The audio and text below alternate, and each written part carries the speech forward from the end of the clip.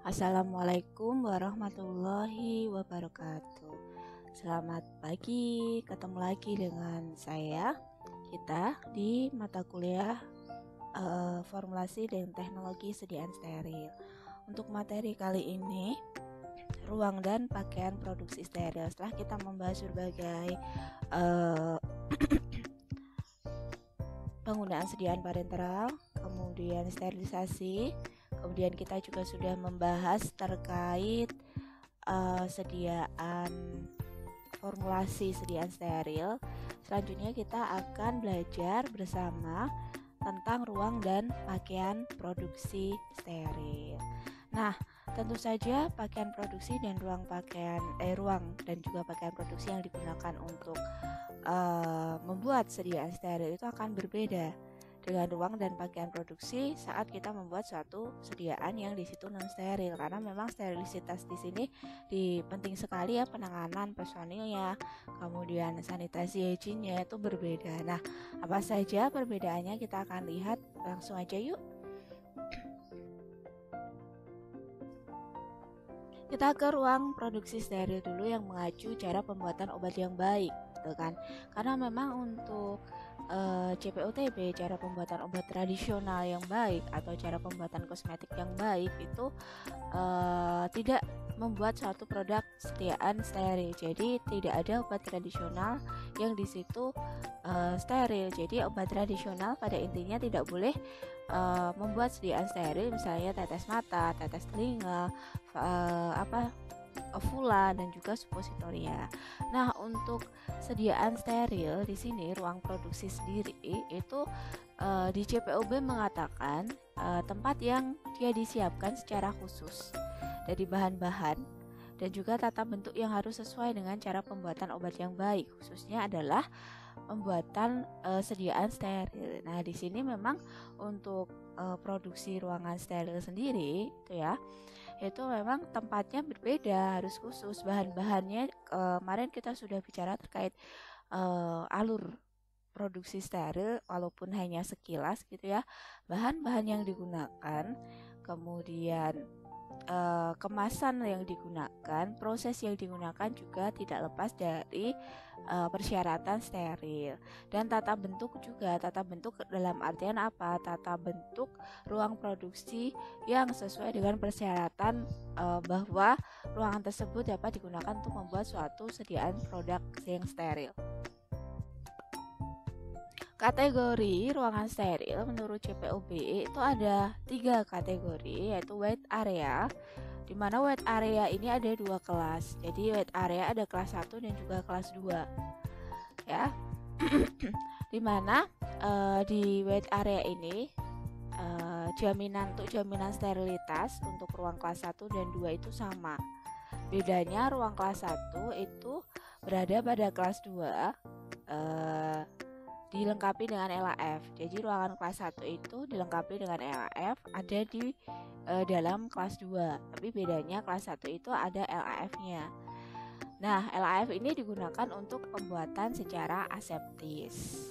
Kalau di ruang non produksi steril tidak ada LAF-nya. Ruangan hanya ruang kelas 1 kelas 2 kelas 1, 2, 3 gitu ya. Tapi karena di sini ruangan steril ada 4 kelas, di mana kelas 1 itu ada di dalam kelas 2 dan kelas 1 itu ada LAF-nya untuk pembuatan produk secara aseptis. Kemudian yang kedua adalah grey area kelas 3. Ruangan grey area ini dipersyaratkan untuk koridor antara ruang produksi satu dengan ruang produksi yang lain. Kalau black area itu adalah gudang ya, jadi memang tidak ada proses pembuatan dalam artian alur produksi di sini. Tapi kalau untuk gudang bisa untuk penyimpanan barang, terutama untuk penyimpanan kalau produk itu sudah jadi kan. Untuk syarat ruang produksi steril itu apa saja? Yang pertama adalah bebas dari mikroorganisme aktif. Bebas mikroorganisme ya. Suatu sediaan steril kita ketahui definisinya sendiri adalah sediaan yang bebas patogen, bebas bakteri, bebas mikroorganisme.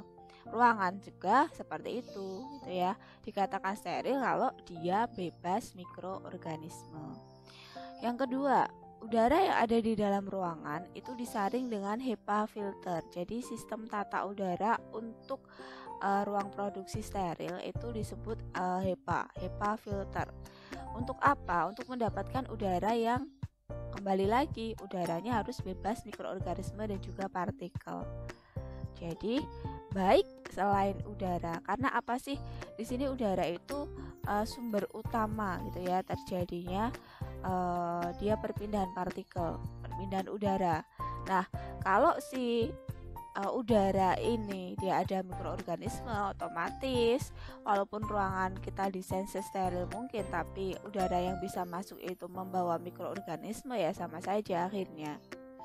Ketiga, ada batasan kontaminasi partikel. Ada batasan kontaminasi, jadi artinya bukan berarti tidak mengandung partikel sama sekali. Ada partikelnya, tapi ada batas dari partikel yang ada di dalam ruangan steril tersebut.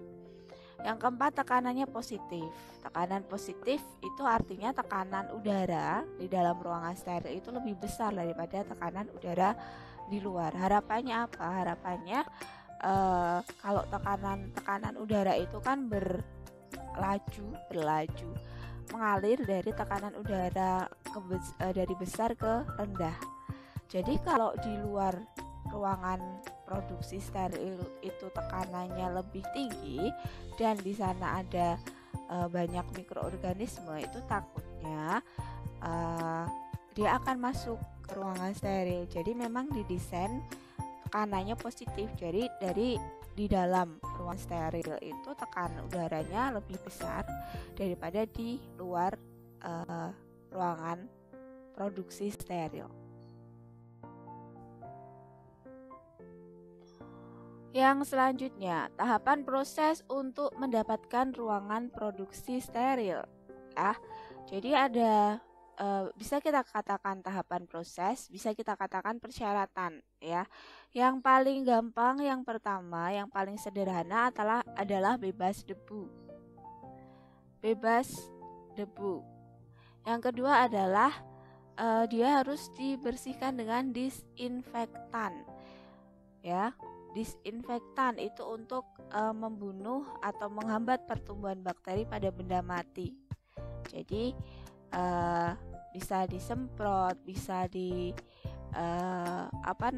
saat sanitasi nanti. Nah, ini harus didisinfektan. Kemudian yang ketiga, fogging. Fogging intinya juga mematikan ini ya, mikroorganisme ya. Kemudian yang keempat adalah pemaparan sinar ultraviolet.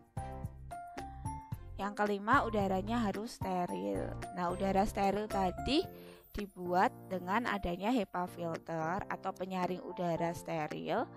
Kemudian dibuat tekanan ruangan produksi steril ini adalah positif, di mana tekanan di dalam ruang produksi steril itu lebih besar daripada di luar ruang produksi steril. Nah, ini adalah contoh gambar foto ya ruang produksi steril. Coba Anda perhatikan di ruang produksi steril, ruang produksi dulu pada umumnya sesuai CPOB itu kan langit-langitnya itu harus bersih gitu kan. Selain itu tidak ada lekukan gitu ya antara batas langit-langit dan juga dinding ataupun batas dari lantai dengan dinding. Kalau di gambar ini selain tidak ada lekukan, di sana diberi pembatas gitu ya. Yang Anda coba lihat di dinding bagian bawah lantai berbatasan dengan tembok gitu ya. Kemudian untuk lantainya sendiri itu tidak boleh keramik. Jadi lantainya itu didesain lantai yang mudah dibersihkan. Kemudian dia didesain juga tidak ada sekat antara Kalau keramik kan ada sekatnya antara keramik satu dengan yang lain. Jadi di sini dibuat lurus gitu ya, dari apa ya, bahan materinya ya saya lupa. Nanti saya carikan, karena saya pernah di industri yang pernah membuat tapi saya lupa gitu ya. Ini sejenis lantai yang dia mudah dibersihkan gitu ya, walaupun penanganan atau pembuatan lantai ini berlapis-lapis dan juga untuk biaya pembuatan itu tentu saja lebih memakan banyak materi daripada kita buat rumah dengan keramik. Karena kalau keramik itu kan ada sekat antara keramik satu dan lainnya, dimana di situ bisa menimbulkan debu tertinggal di situ. Nah, untuk pembersihan di situ juga tidak menggunakan sapu. Jadi tidak seperti di rumah kita menggunakan sapu untuk proses pembersihan atau proses sanitasi di sini, tapi kita menggunakan vacuum cleaner atau penghisap debu. Nah, debu yang dibersihkan selain di lantai-lantai, di situ juga di langit-langit. Kemudian yang selanjutnya adalah untuk penerangan itu tidak boleh kurang untuk ruang produksi. Jadi di situ lampunya ini juga dilengkapi dengan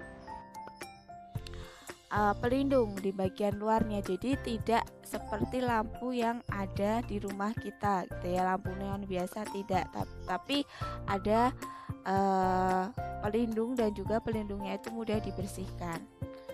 Oke, supaya apa? Supaya nanti misalnya saat produksi jatuh atau apa, dia tidak mengenai personil yang ada di bawahnya. Gitu ya. Kemudian untuk meja, kemudian kursi dan lain sebagainya yang misalnya harus perlu ada di ruangan produksi, itu tidak boleh yang diusahakan tidak terbuat dari kayu gitu ya. Jadi bahan-bahan yang mudah dibersihkan.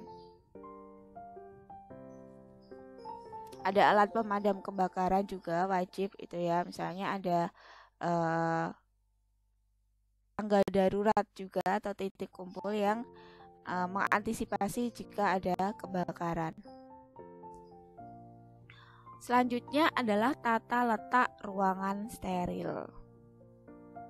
Ini adalah contoh tata letak ruangan steril.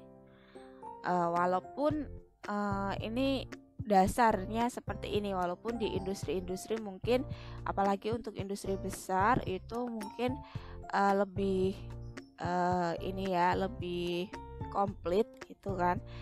Tapi dasar yang paling sederhana atau ruangan steril sederhana yang harus dimiliki oleh suatu industri yang membuat suatu sediaan steril itu seperti ini. Jadi yang paling besar di bagian kiri itu ada ruangan persiapan atau ruang persiapan. Jadi di sini digunakan untuk personil melakukan persiapan terkait protap, kemudian batch yang akan dikerjakan, kemudian dokumentasinya dan lain sebagainya itu ada di ruangan persiapan. Jadi hari ini mau buat produk apa nih gitu ya. Kemudian protap, alur produksinya di mana, catatan pengelolaannya di mana, bahan bakunya sudah ada atau belum dan lain sebagainya. Oke, kita masuk ke pintu. Itu ada pintu pertama, ada ruang bahan baku di sini. Ada bahan baku. Ruang bahan baku ya tentu saja digunakan untuk menyimpan bahan baku steril yang siap digunakan untuk produksi. Yang pertama dulu adalah ruang ganti pakaian. Ruang ganti pakaian itu adalah ruang pertama juga yang bersampingan dengan ruang persiapan, di mana personil akan masuk ke dalam ruang ganti pakaian, gitu ya. Dia akan berganti pakaian dengan pakaian produksi steril. Ruang pakaian yang ada di rumah itu diganti, kemudian dimasukkan ke dalam loker. Di sana juga ada wastafel. Kemudian di situ ada ruang antara. Ruang antara itu adalah ruangan penghubung antara ruang ganti pakaian dengan ruangan steril. Jadi kalau mau masuk itu lewat sini. kan. Nah, di dalam ruangan steril itu ada passbox. Passbox itu namanya box ya, jadi box kecil gitu seperti jendela tapi lebih kecil, windows tapi lebih kecil, small windows ya. Nah, di sini digunakan untuk transportasi barang, keluar masuk barang gitu ya, dalam artian misalnya bahan baku atau apa itu bisa kita masukkan ke passbox. Nah, di sini kan ada ruang bahan baku, kemudian ruang administrasi produk. Fungsi dari ruang administrasi produk di sini adalah mengecek ya, bahan baku yang digunakan sudah benar atau belum. Kemudian produk yang dihasilkan atau produk-produk yang setengah jadi itu kan, karena dia mungkin belum dikemas dengan kemasan sekunder gitu kan. Nah, di sini untuk dilakukan pengecekan, jadi administrasi produk. Nah, di sini ruangan sterilnya, misalnya bahan bakunya sudah beres, kita bisa memberikan melalui passbox di sini. Jadi tujuan ada passbox itu apa? Supaya personil yang ada di dalam ruang steril itu tidak keluar masuk. Karena kalau keluar masuk, tentu saja partikel dia harus melepas pakaiannya, gitu kan. Lepas lagi di ruang ganti, keluar lagi, ganti baju lagi, seperti itu. Akan menghabiskan banyak waktu. Bu, kalau tidak usah diganti, kita pakai baju atau pakaian ruang steril, partikel yang kamu bawa dalam ruang steril nanti berapa? Bakteri, yakin tidak ada mikroorganisme yang Anda bawa. Nah, itu harus dipertimbangkan. Contohnya. Ruangan persiapan itu ya, ruangan yang digunakan untuk administrasi tadi, penyiapan alat, administrasi dalam artian misalnya mau buat produk apa nih, protap, kita bisa lihat protap dulu, pengecekan awal sebelum membuat produk. Kemudian dokumen pengelolaannya yang akan diisi apa saja itu bisa dipersiapkan. Penyiapan alatnya apa saja yang ada di ruang produksi yang belum ada atau kita perlu membawa alat tambahan dari luar, itu bisa di ruang persiapan.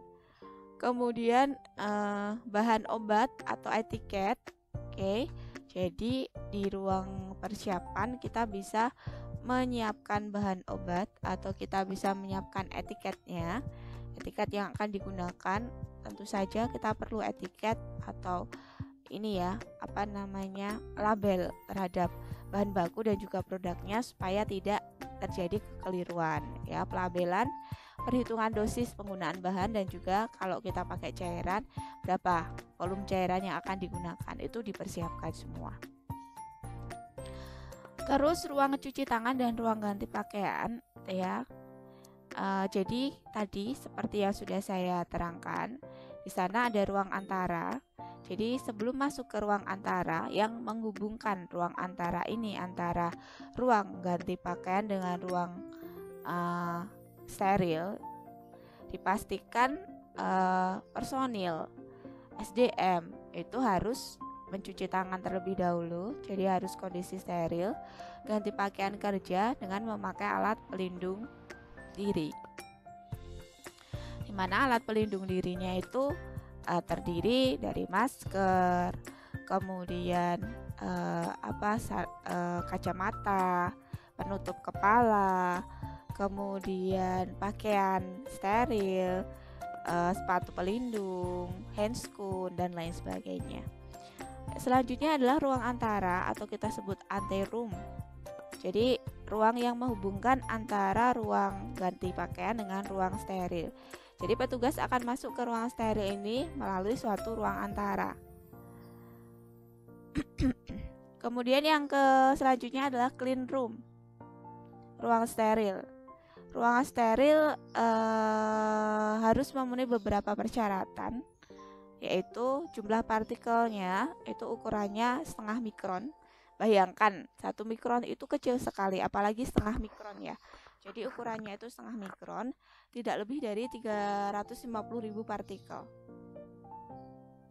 Jangan bayangkan 350.000 partikel itu besar gitu ya, itu kecil dan tidak terlihat gitu kan. Kemudian jumlah jasad Rennik tidak lebih dari 100 per meter kubik udara. Boleh ada, tetapi tidak boleh lebih dari 100 per meter kubik udara. Ukurnya gimana Bu? Ada alat ukurnya. Suhunya suhu ruang di bawah suhu ruang sedikit, di bawah 22 derajat Celcius. Kelembapan atau RH-nya sampai 50%. Kemudian dilengkapi HEPA filter, High Efficiency Particulate Filter. Kemudian tekanan udara dalam ruang itu lebih besar daripada tekanan udara di luar ruangan, atau kita sebut juga tekanan udara di dalam ruangan itu positif. Kemudian ada passbox tadi ya, tempat masuk dan keluarnya alat kesehatan dan bahan obat sebelum dan sesudah dilakukan pencampuran. Passbox ini terletak antara ruang persiapan dan juga ruangan steril. Nah ini kalau kita mau minta label ke ruang persiapan, itu kita nggak usah keluar gitu, kita cukup dari passboxnya saja. Jadi memang passbox ini penghubung antara ruang persiapan dan juga ruangan steril gitu kan. Nah ini adalah ruang ganti pakaian. Ruang ganti pakaian untuk ruangan steril. Jadi kita bisa melihatnya ini ya, pakaiannya digantung-gantung. Itu adalah pakaian hygiene yang siap digunakan, yang bersih. Nanti kalau setelah keluar dari ruangan produksi apa digantung lagi? Tidak, dicuci. Kita akan pakai ganti yang baru ya. Dilengkapi dengan cermin, kemudian dilengkapi dengan wastafel untuk cuci tangan. Di situ APD-nya ya dari kacamata, penutup kepala, handscoon, masker, sampai sepatu pelindung gitu ya. Tuh. Ini adalah passbox. Jangan bayangkan jendela. Jadi di passbox ini dibuat di dalam dinding, kemudian dia agak menjorok keluar. Nah, ini adalah penghubung di antara ruangan steril dan juga penghubung di antara ruang dan juga ruang persiapan. Jadi penghubung antara ruang steril dan juga ruang persiapan kita sebut passbox. Nah, kalau kita sudah mengeluarkan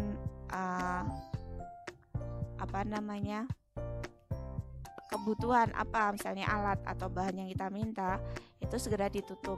Dan tujuan passbox ini dibuat kecil supaya udara dari ruang persiapan itu tidak masuk terlalu banyak, karena memang tekanan udaranya itu di luar, walaupun di luar itu lebih kecil, jadi tekanan udara itu memang positif di dalam ruang produksi, jadi dari tekanan besar ke tekanan rendah gitu kan. Tetapi untuk menghindari partikel atau mikroorganisme masuk dari luar itu memang dibuat kecil passboxnya.